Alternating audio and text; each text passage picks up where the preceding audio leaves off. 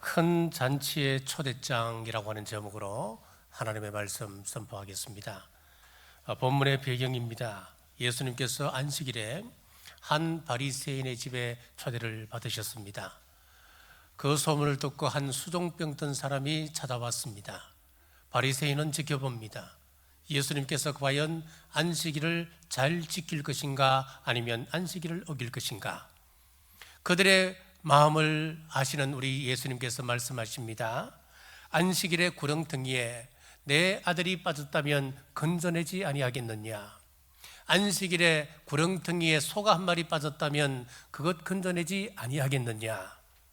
또 청함받은 바리새인들이 높은 자리에 앉아 있는 것을 보시고 과연 너희들의 관심은 뭐냐 묻고 계십니다.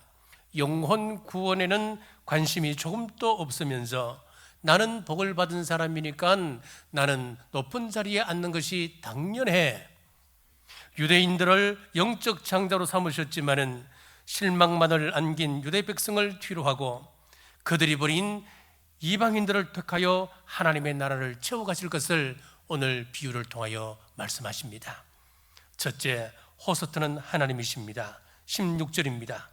이르시되 어떤 사람이 큰 잔치를 베풀고 많은 사람을 청하였더니, 모든 잔치에는 잔치를 베푸는 주체, 주인, 호스트가 있습니다. 그리고 그 잔치에 참석하는 손님이 있습니다. 게스트가 있지요. 이 잔치의 호스트는 누구입니까? 어떤 사람입니다.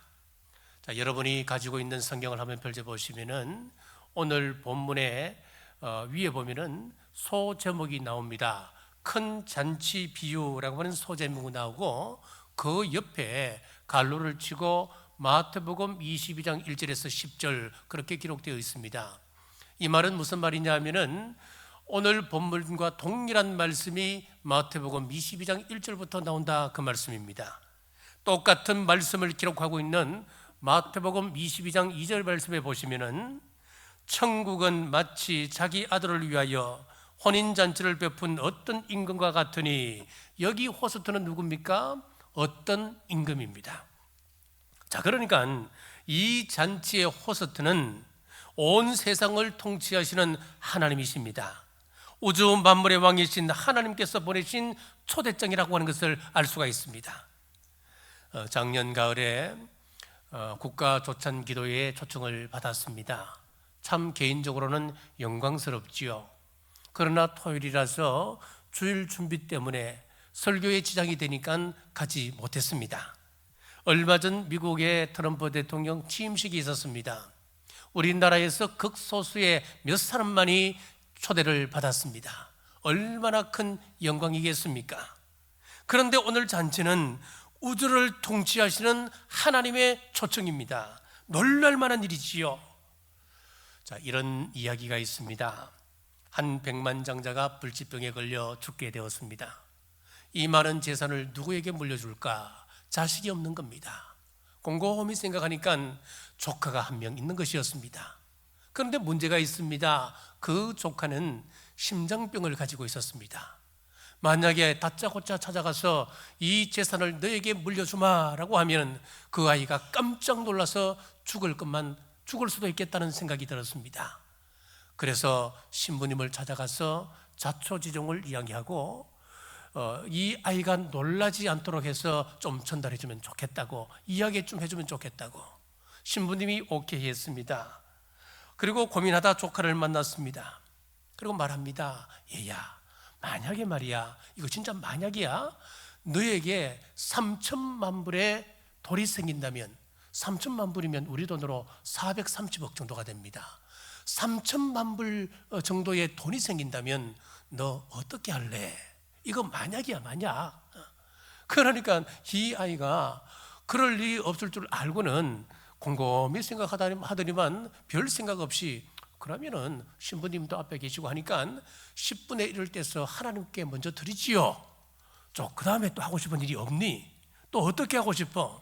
고민하다가 글쎄요, 그만한 돌이 생길 리도 없겠습니다만은 그래도 만약 생긴다면 그 가운데 또 10분의 1을 떼서 제가 신부님께 드리지요. 그랬더니 신부님이 심장마비가 걸려서 죽었답니다, 여러분.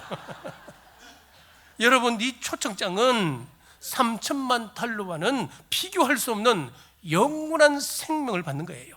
깜짝 놀랄 만한 그런 사건입니다. 재미있는 것은 이 초청장을 전달하는 방식입니다.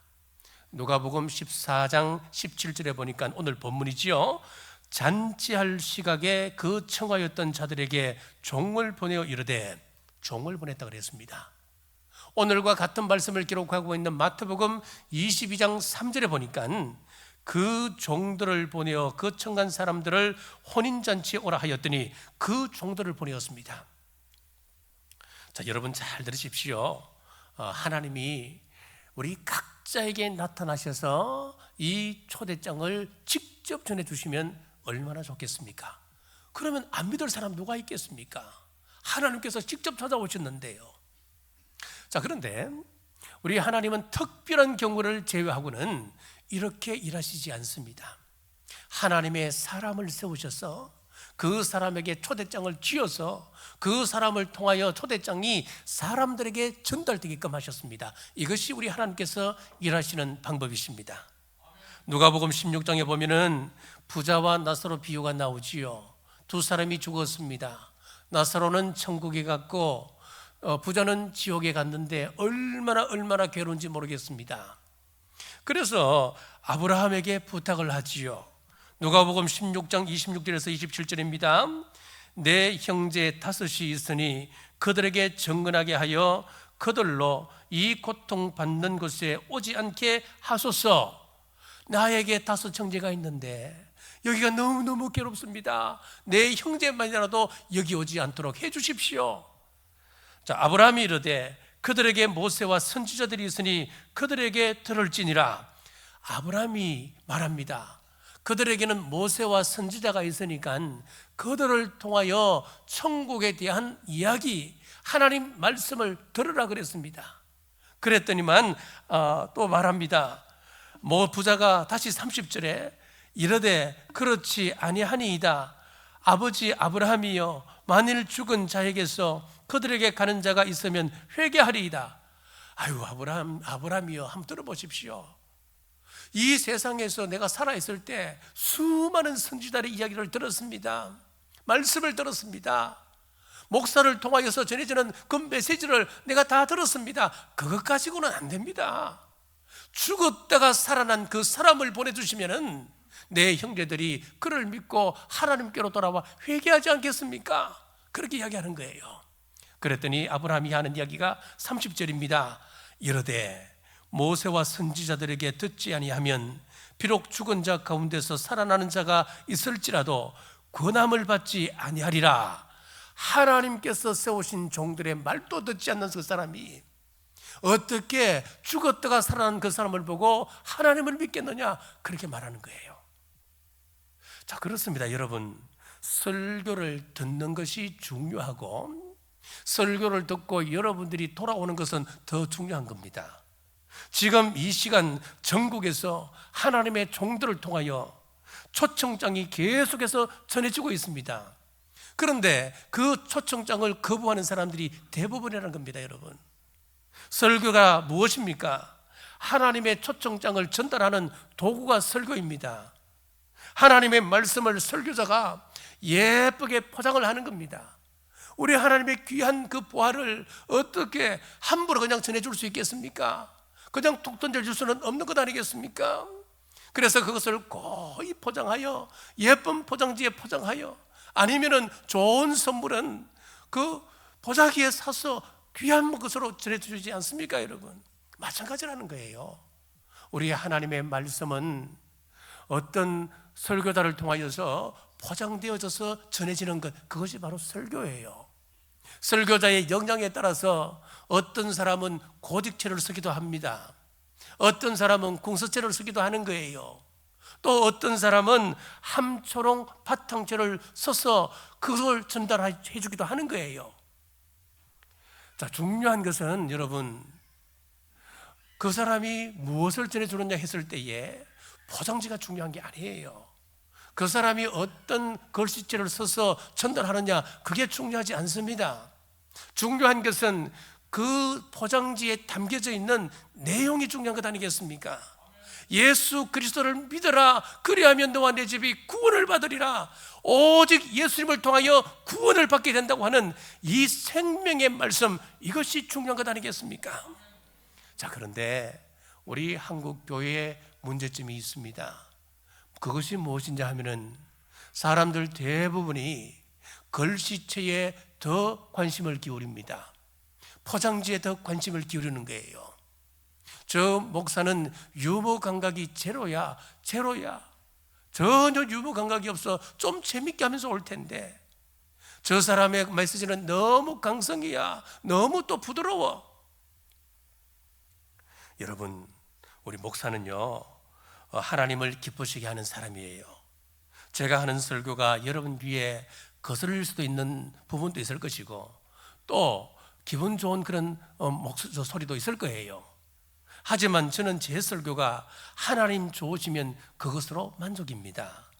복음이 정확하게 전달되면 그것으로 저 사명을 다하는 것입니다. 오늘 잔치의 주인공은 우리 하나님이십니다. 호스트인 하나님께서 저와 여러분을 보내셔서 초대장을 전하게 하셨습니다. 자, 둘째, 초청에 거절한 사람들입니다. 첫째, 밭을 산 사람입니다. 18절입니다. 한 사람은 이르되 나는 밭을 샀음에 아무래도 나가 보아야 하겠으니 청컨대 나를 양해하도록 하라 하고, 밭은 투자의 상징입니다. 물질의 상징입니다. 곡식을 심고 거두어 드리는 사업체를 말합니다. 밭에 씨를 뿌리고 힘을 내고 잘 가꾸어야 거두어 드리듯이 사업관계상 사람들을 만나고 동분서주하고 성공하기 위하여 노력한다고 하는 것, 정말 귀한 일 아니겠습니까? 하지만 사업에 바빠 교회 나오지 못한다고 하면, 사업에 바빠 예배 드리지 못한다고 하면, 기도하고 말씀 보고 전도하지 못하고 봉사하지 못한다고 한다면 그것은 큰 문제입니다. 물론 믿는 사람들은 사업도 하지 말고 하루 종일 예배 드리고 말씀 보고 하루 5시간 이상씩 기도해야 한다, 그런 것 아닙니다. 여러분, 하나님은 아담에게 말씀하시기를 내 얼굴에 땀이 흘러야 먹을 것을 먹으리라 하셨잖아요. 하나님께서도 우리의 노동을 귀하게 보시는 겁니다. 우리는 최선을 다하여 자신의 일에서 여러분들이 정성을 다하여 영광을 올려야 합니다. 사도 바울도 데살로니가후서 3장 10절에서 누구든지 일하기 싫어하거든 먹지도 말게 하라 했습니다. 노동의 중요성을 가르치고 있습니다. 그러나 일보다 더 귀한 것은 하나님 만나는 시간이라고 하는 것입니다. 우리가 세상 살 때 물질이 꼭 필요합니다. 그러나 돈이 우리 마음 중심을 차지해버리면 그 다음부터는 아무것도 보이지 않습니다. 하나님도 보이지 않는 것입니다. 그렇게 돈돈한다고 돈이 꼭 붙는 것도 아니지만 돈 때문에 잘못되는 경우는 훨씬 더 많습니다. 형제도 가족도 원수가 되고, 또 보험금 탐입 위하여 농력을 사용하는 그런 불상사가 벌어지기도 하는 것입니다. 그래서 돈이 인생의 전부가 아니라고 하는 것을 깨닫게 하기 위해서 하나님께서 돈의 한계를 느끼게 하고 돈 때문에 아픔을 경험케 하는 물질의 광야를 지나게 하는 것입니다. 아, 돈이 인생의 전부가 아니구나 스스로 깨닫고 돌이키게 하는 것입니다. 자, 둘째, 소 5끼리를 산 사람입니다. 19절입니다. 또 한 사람은 이르되 나는 소 5끼리를 샀음에 시험하러 가니 청컨대 나를 양해하도록 하라 하고, 두 번째 핑계는 소 5끼리를 샀습니다. 한 겨리는 2마리지요. 5끼리를 샀으니까 10마리를 산 것입니다. 이 말은 무슨 말이겠습니까? 경제적인 여유가 있는 사람이다, 그 말씀입니다. 소 사기 전에 다리가 튼튼한지, 어디가 아픈 곳은 없는지, 이빨은 다 있는지 꼼꼼히 살펴보고 사지 않았겠습니까? 그런데 왜 하나님의 초대장이 전해지는 그때 나는 가지 못하겠노라, 소를 다시 시험하러 가야겠노라, 왜 그러는 겁니까? 자동차가 없을 때는 그런 일이 없었습니다. 하지만 새 차를 사고 나서 주일에 예배당 나올 생각은 사라지고 바람새로 다니는 사람은 없습니까, 여러분? 어떤 사람은 사업에 성공하니 골프에 빠져서 하나님 초청을 거절하는 사람도 있습니다. 자, 소는 일을 의미합니다. 그러므로 이것은 일에 중독된 사람을 가리키기도 합니다. 소위 완벽주의 성향을 가진 사람들, 나는 어떤 일이 주어지면 완벽하게 일을 끝내야 그 다음 잠을 잘 수 있어, 얼마나 확실한 사람입니까? 자기가 맡은 일에 대하여 확실하게 책임지려고 하는 것, 얼마나 멋있는 사람입니까? 나는 일주일에 얼마 동안 얼마의 시간을 투여해서 운동을 해야 되고, 또 교양과 성식을 위하여 일주일에 몇 권의 책을 읽는다. 건강을 위하여 다이어트는 어떻게 하고 인간관계는 어떻게 하고, 이렇게 완벽한 자기관리 프로그램을 가졌지만은 주님 초청에 민감하지 못하다고 한다면 그 사람은 참 불행한 사람인 겁니다. 셋째, 가족관계에 매인 사람입니다. 20절입니다. 또 한 사람은 이르되 나는 장가 들었으니 그러므로 가지 못하겠노라 하는지라. 우리가 이 땅을 살아가면서 가정만큼 소중한 것은 없습니다. 우리가 태어나 부모의 영향을 받고 형제간 우애를 나누다가 성장하여 결혼하고 아이가 태어나고 평생 가정과 함께 갑니다. 그래서 가정의 불행은 우리 인생을 망가뜨리게 되는 것이지요. 그러므로 신명기 24장 5절에서도 사람이 새로이 아내를 맞이하였으면 그를 군대로 내보내지 말 것이요 아무 직무도 그에게 맡기지 말 것이며 그는 1년 동안 한가하게 집에 있으면서 그가 맞이한 아내를 즐겁게 할지니라. 성경은 분명하게 가정을 소중하게 여기라, 가정을 소중하게 여기고 있습니다. 자, 그러나 가정이 우리 영혼을 지배할 수는 없습니다. 가정보다 더 소중한 영적 세계가 있습니다. 이것을 우리가 인정하셔야 합니다. 전쟁이 일어나도 신혼여행 가겠습니까? 집에 불이 났는데 게임하고 즐길 수 있는 겁니까? 경제 용어에 수학 최감의 법칙이라고 하는 것이 있습니다. 농사를 지을 때 땅에 씨앗을 뿌립니다. 싹이 틉니다. 비료를 줍니다. 거름을 채웁니다. 자, 그런데 어느 순간까지는 비료를 주면 줄수록 수확량이 늘어납니다. 거름을 주면 줄수록 수확량이 늘어나는 겁니다. 그런데 어느 한계점에 딱 도달하게 되면 더 이상 아무리 비료를 많이 준다 하더라도, 거름을 많이 준다 하더라도 그때부터는 수확량이 떨어지기 시작하는 겁니다. 자녀에게 투자해야 합니다. 부모에게 투자하는 것, 부부에게 투자하는 것 당연합니다. 그러나 내가 원하는 대로 끌고 갈 수 있다고 생각하는 것은 큰 착각입니다. 그 아이가 가지고 있는 능력만큼 도와주어야지 더 욕심을 부리면 서로 불행하고 인생 낭비가 되는 것입니다.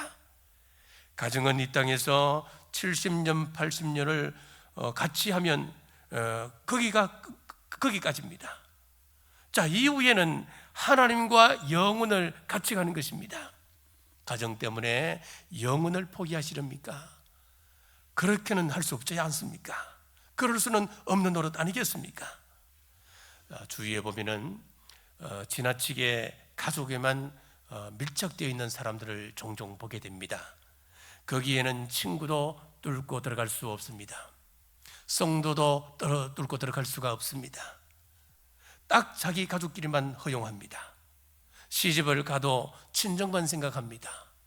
우리 시어머니, 우리 친정 어머니, 우리 친정 아버지, 내 친정 언니, 거기에는 남편도 뚫고 들어갈 수가 없습니다.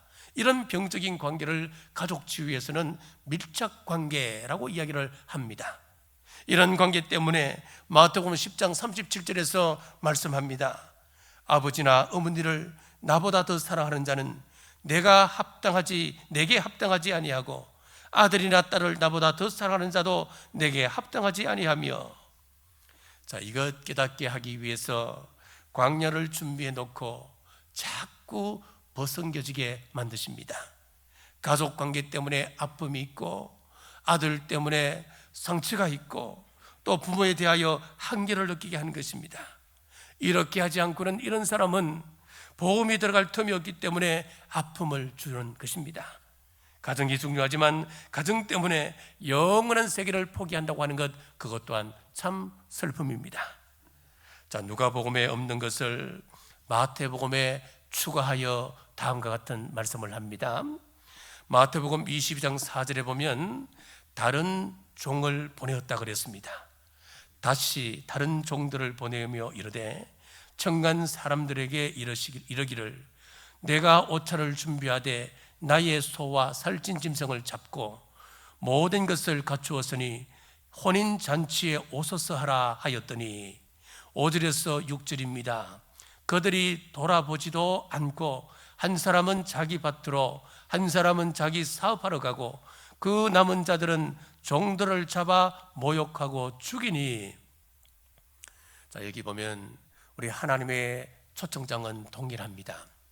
그 하나님의 동일한 초청장을 여러 종들을 통하여 보내신다라고 말씀하고 있습니다. 어쩌면 저와 여러분은 10번째 보낸 종을 통하여 하나님께로 돌아왔을지도 모르겠습니다. 저는 모태신앙이라서 잘 모르겠습니다만은 제 어머니나 제 할머니는 20번 아니면 30번째 종을 만나서 그 초청장을 받고 하나님께로 돌아왔을지도 모르는 것입니다. 우리가 전도하다 보면 이런 사람을 만납니다. 가고 싶지 않은 것이 아니라 내가 지금 너무너무 바빠서 못 가는 것이니까 좀 이해해 달라고. 여러분, 그러면 올해 안 되면 내년에 또 찾아가시면 되는 거예요. 자식들 다 키워놓고 그 다음에 내가 교회 나갈게. 여러분 실망하지 마십시오. 다음에 또 초청하십시오. 저도 전도 대상자를 만났습니다. 선물을 전했습니다. 교회 갑시다. 그러니까 가야지요. 다음에 기회가 되면 그때 가겠습니다. 다음에. 제가 몇 년 동안 했어요. 참 어떤 데는 심정이 상합니다. 화도 납니다. 그런데 그럴 필요가 없는 거예요. 저 역시도 우리 어머니, 우리 할머니도 수십 번 통하여 마지막 때 한 사람을 만나서 그를 통하여 구원의 길로 돌아왔지 않습니까? 마찬가지라는 거예요. 우리는 그냥 저잘뿐인 겁니다. 여러분, 오늘 본문에 보니까 거절하는 사람들의 공통점이 있습니다. 세상적 관점에서 보면 한결같이 성공한 사람이라 할 수 있습니다. 경제적인 부가 있는 사람들이에요. 그러니까 밭을 샀습니다. 그리고 소를 10마리나 샀습니다. 또 장가를 갔습니다. 그런데 사업이 너무 잘 되어 하나님께 못 나온다고 하면 복받은 것이 아니라 지금 망하고 있다고 하는 것을 아셔야 되는 겁니다. 하나님께 나오는 자가 복이 있는 것이지요. 세상 기준으로 보면 좀 못해 보이고 좀 돈도 적어 보이지만 하나님께 나올 수 있는 여건, 그 형편에 놓인 저와 여러분이 훨씬 더 하나님 쪽에서 보면 복받은 사람임을 믿으시기를 주의 이름으로 축복합니다. 셋째, 다른 사람을 초청하라 하십니다. 처음 사람들이 거절하니까 21절입니다. 종이 돌아와 주인에게 그대로 구하니 이에 집주인이 노하여 그 종에게 이르되 빨리 시내의 거리와 골목으로 나가서 가난한 자들과 몸 불편한 자들과 맹인들과 저는 자들을 데려오라 하니라. 자, 여기 보면 당시 소외된 사람들, 당시 이스라엘 주류 사회에 들어가지 못하는 사람들이 있었습니다. 가난한 사람들이었습니다. 저는 사람들, 맹인들, 그리고 몸이 불편한 사람들이었습니다. 이 사람들은 영적인 가난한 사람들을 말합니다. 영적인 손이 불편합니다. 장애가 있습니다. 눈이 어두워서 영적인 세계를 보지 못합니다. 자기 스스로를 구원할 수 없는 사람들을 상징적으로 보여줍니다. 나아가 23절입니다. 주인이 종에게 이르되 길과 울타리 가로 나가서 사람을 강군하여 데려다가 내 집을 채우라. 산 울타리 가라고 하는 것은 유대 지경 밖에 이방인들을 말합니다. 유대인들의 불신으로 잔치 자리가 비게 되니까 이방인들로 그 잔치 자리를 채우라 말씀하셨습니다. 자, 채우는데 강권하여 데려다가 라고 말씀하고 있지요. 요즘은 우리 경주에서 참 보기 힘듭니다만은 몇 년 전까지만 하더라도 고속버스 터미널이나 사람들이 많이 붐비는 곳에는 예수 천당 불신 지옥이라고 하는 피켓을 몸에 걸고 전도하는 사람을 종종 볼 수 있었습니다. 지금 또 서울에 가면, 서울역이나 지하철에 가면 이런 사람들이 다니고 있습니다. 여러분들은 그 사람들을 보면 무슨 생각을 하셨습니까? 그 사람들을 바라보면서 박수치며 정말 잘한다 그렇게 말씀하셨습니까? 혹 이런 비난은 하지 않았습니까? 꼭 저렇게까지 전도해야 되나? 전도를 하더라도 지성적으로, 이성적으로 하면 참 좋을 텐데 도로 전도의 문을 막고 있는 것 아니야? 비난하지 않았습니까?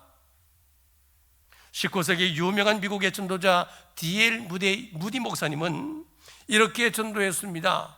당신 예수님 믿지 아니하면 오늘 죽어. 그렇게 전도했습니다. 그 전도에 굉장히 심정이 상한 한 사람이 찾아왔습니다. 목사님, 꼭 그렇게 전도해야 됩니까? 좀 고상하게 전도하면 얼마나 좋습니까? 따졌습니다. 그때 D.L. 무디 목사님이 이렇게 말했습니다. 내가 전도하는 방법이 전도하지 않는 당신의 방법보다 훨씬 더 많은 사람들을 전도하고 돌아옵니다. 여러분, 우리 하나님이 똑같이 말씀하실 것 같습니다.